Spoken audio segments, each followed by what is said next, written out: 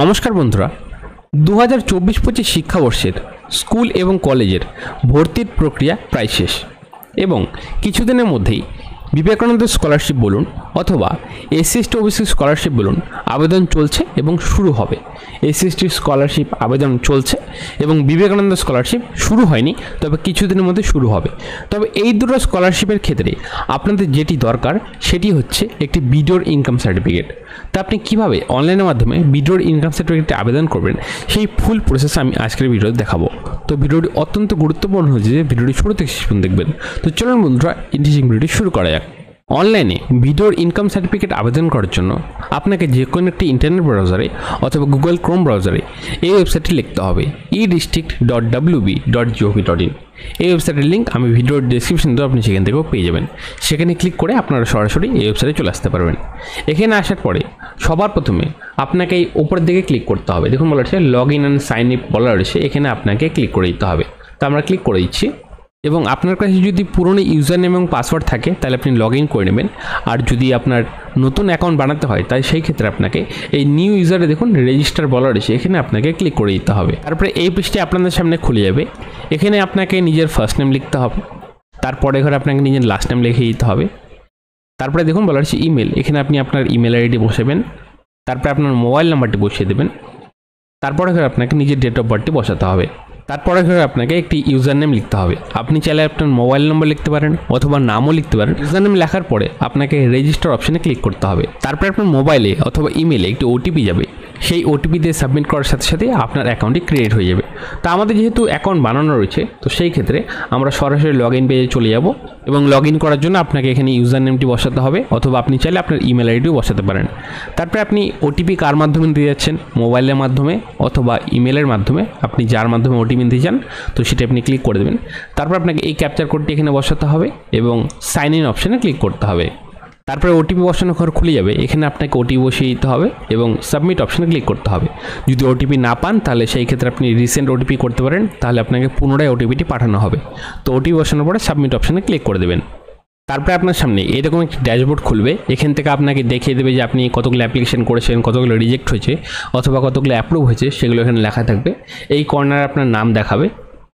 তারপরে আপনাকে income certificate আবেদন করার জন্য এই সার্চ অপশানে দেখতে পাচ্ছেন, এই সার্চ অপশানে ক্লিক করতে হবে এবং এখানে লিখতে হবে ইনকাম সার্টিফিকেট।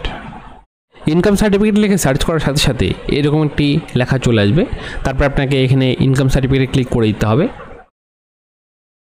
এখানে কিছু ইনস্ট্রাকশন দেওয়া রয়েছে, আপনারা চাইলে পড়ে নিতে পারেন অথবা আপনাকেই নিচের দিকে অ্যাকসেপ্ট অপশানে ক্লিক করতে হবে। তারপরে আপনার সামনে অ্যাপ্লিকেশন ফর্মটি খুলে যাবে, এখান থেকে আপনাকে কিছু বেসিক ডিটেলস ফিল আপ করতে হবে। সবার প্রথমে আপনাকে সিলেক্ট করে নিতে হবে যে মিস্টার না মিসেস, সেটা আপনি সিলেক্ট করে দেবেন।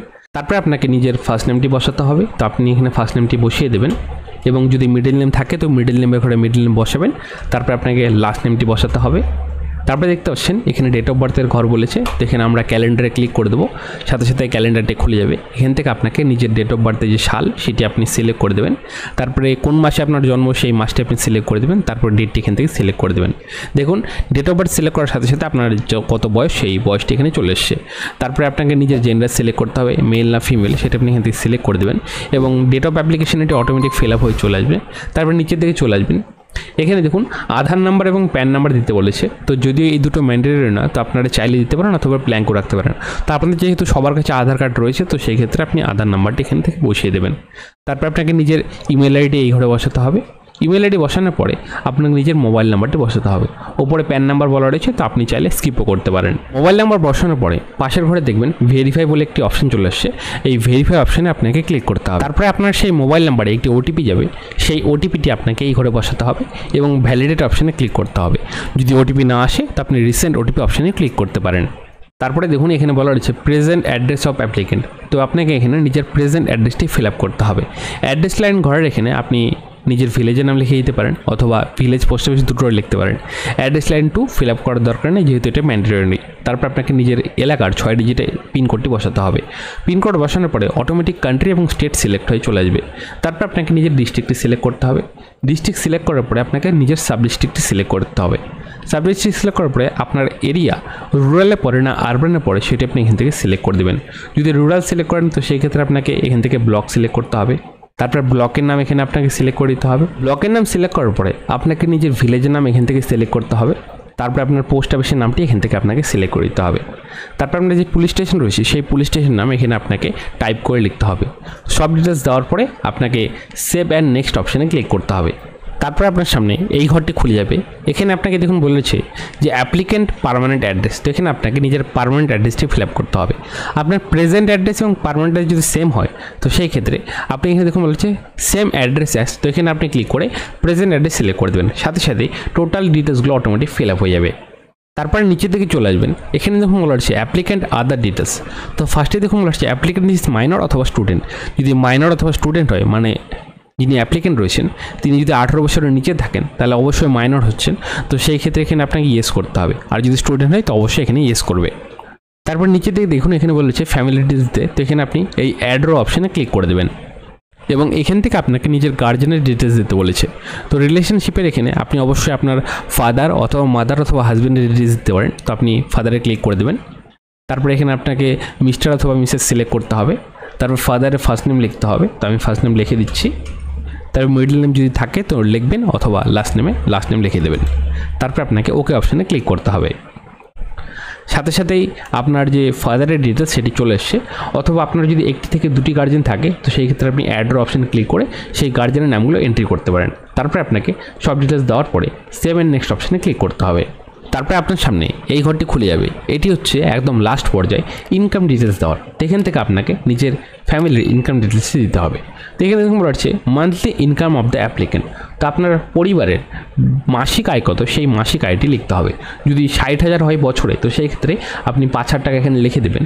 অথবা আপনার যদি বেশি হয় তো সেই ক্ষেত্রে মাসে কত হচ্ছে সেটা আপনি ক্যালকুলেট করে এখানে বসিয়ে দেবেন। তো আমি এখানে 5,000 লিখে দিলাম। তারপরে দেখুন বলা হচ্ছে details of the business or service. তো এখানে আমাদের ক্ষেত্রে যেহেতু কোনো কিছু হচ্ছে না আমরা এটা ব্ল্যাঙ্ক রাখিয়ে দেবো। তারপরে রিজন ফর দ্য অ্যাপ্লিক্যান্ট। তো এখানে যে দুটো অপশন দেওয়া রয়েছে এই দুটো আমাদের ক্ষেত্রে হচ্ছে না, তো সেক্ষেত্রে আমরা আদার্সে ক্লিক করে দেবো এবং আদার্স রিজনে এখানে আমরা স্কলারশিপ লিখে দেবো।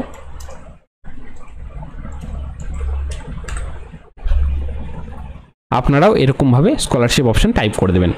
তারপরে এই কর্নারে দেখুন বলা হচ্ছে সাপোর্টিং ডকুমেন্টস। এই সাপোর্টিং ডকুমেন্টস অপশন আপনাকে ক্লিক করতে হবে। তো এখানে আপনাকে কিছু যাবতীয় ডকুমেন্টস আপলোড করতে হবে। সবার প্রথমে দেখুন বলা হচ্ছে রেসিডেন্সিয়াল প্রুফ।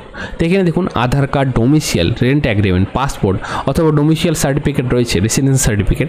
তো যে কোনো আপনি ক্লিক করে দেবেন। তো সবার ক্ষেত্রে যেহেতু আধার কার্ড থাকে তো আধার কার্ডে ক্লিক করে দেবেন এবং এখানে আপনাকে অবশ্যই জেপিজি, পিএনজি অথবা পিডিএফ ফরম্যাটে 150 কপির মধ্যে ফাইল সাইজটি আপলোড করতে হবে। তো এখানে অ্যাটাচ ফাইলে ক্লিক করে আপনি সেই ফাইলটি আপলোড করে দেবেন। তারপর একই রকমভাবে আপনাকে নিজের একটি পাসপোর্ট সাইজ ছবি এখানে আপলোড করতে হবে 1024 কেবির মধ্যে জেপিইজি এবং পিএনজি ফরম্যাটে। এবং ইনকাম প্রুফের এখানে দেখুন কী কী অপশন দেওয়া রয়েছে। প্যারেন্ট অথবা গার্জেনের income proof, salary certificate, income proof from গ্রাম প্রধান অথবা মিউনিসিপ্যালিটি কাউন্সিলর। তো আপনারা এই অপশন ক্লিক করে দেবেন। তো আপনারা যারা পঞ্চায়েত এরিয়াতে থাকেন তারা প্রধানের সার্টিফিকেট এখানে আপলোড করতে পারেন এবং যারা মিউনিসিপ্যালিটি এরিয়ায় থাকেন তারা কাউন্সিলর যে সার্টিফিকেট থাকে সেটি এখানে আপলোড করে দেবেন। এবং অবশ্যই আপনাকে জেপিইজি এবং পিএনজি অথবা পিডিএফ ফরম্যাটে 200 কেবির মধ্যে আপলোড করতে হবে। তারপরে দেখুন হচ্ছে আদার রিলেটেড ডকুমেন্টস। তো আপনারা এটি চাইলে দিতে পারেন অথবা এটি স্কিপও করতে পারেন, কারণ এখানে দেখুন কোনো স্টার মার্ক কিন্তু দেওয়া নেই, তো এটি না দিলেও হবে। ডকুমেন্টস সব আপলোড করার পরে এখানে আপনাকে প্রিভিউ অপশনটি খুলে যাবে। এখান থেকে আপনি প্রিভিউ অপশনটি ক্লিক করে দেবেন। সাথে সাথে আপনার সামনে আপনার টোটাল ডিটেলসগুলো দেখিয়ে দেবে। আপনারা ভালোভাবে দেখে মিলিয়ে নেবেন, কারণ একবার সাবমিট করার পরে কিন্তু আপনারা এডিট করতে পারবেন না। তো প্রিভিউ করার পরে আপনাকে সাবমিট অপশনে ক্লিক করতে হবে। সাবমিট অপশনে ক্লিক করার সাথে সাথে আপনাদের সামনে একটি রিসিপ্ট কপি জেনারেট হবে। সেটি আপনারা ফাইলে সেভ করে নেবেন অথবা চাইলে প্রিন্ট আউটও করে নিতে পারেন। তো অ্যাপ্লিকেশন সাবমিট করার পরে প্রায় 2 থেকে 3 দিন অপেক্ষা করবেন। 2 থেকে 3 দিনের মধ্যেই অনলাইনে সেটি অ্যাপ্রুভ হয়ে যায় এবং কোনো কারণবশত যদি অ্যাপ্রুভ না হয় তো সেই ক্ষেত্রে আপনাকে সেই এআইএন স্লিপটি নিয়ে আপনার বিডিও অফিসে গিয়ে যোগাযোগ করতে হবে। এবং অ্যাপ্রুভ হওয়ার পরে আপনারও এরকম একটু অপশন দেখাবে ডাউনলোড সার্টিফিকেট বলে। তো এখানে আপনি ক্লিক করে দেবেন। সাথে সাথে দেখুন অ্যাকশন বাটন বলে একটি লেখা চলে আসবে। এখানে আপনাকে ক্লিক করে দিতে হবে। তারপরে আপনার সামনে এরকম আপনার বিডিও ইনকাম সার্টিফিকেটে চলে আসবে। এটি আপনারা ডাউনলোড করে নেবেন এবং প্রিন্ট আউট করে নেবেন। এবং যদি অ্যাপ্রুভ না হয় তো সেই ক্ষেত্রে আমি বলে দিলাম যে আপনাকে এআইএন যে রিসিপ্ট কপিটি ছিল সেই রিসিপ্ট কপিটি নিয়ে আপনাকে নিকটবর্তী নিজের বিডিও অফিসে যোগাযোগ করতে হবে। সেখানে কাগজ জমা করলেই তারা সেখান থেকে অ্যাপ্রুভ করে দেবে। তারপরে আপনি এখানে আপনার ওয়েবসাইটে লগ ইন করে করে আপনার যে সার্টিফিকেট সেটি ডাউনলোড করে প্রিন্ট আউট করে নিতে পারেন। তো আজকের এই ভিডিওটি ছিল এই পর্যন্ত। আশা করি এই ভিডিওটি আপনাদের ভালো লেগেছে। ভিডিওটি ভালো লাগলে ভিডিওটি অবশ্যই লাইক করে আমাদের উৎসাহ বাড়াবেন, কারণ আপনার একরকম নতুন নতুন টপিকে ভিডিও বানানোর জন্য এবং সবার সুবিধাতে ভিডিও অবশ্যই একটি শেয়ার করে দেবেন। তো দেখা হচ্ছে পরে একটা নতুন ভিডিও নতুন টপিক নিয়ে। ভালো থাকুন, ভিডিও দেখার জন্য অসংখ্য ধন্যবাদ।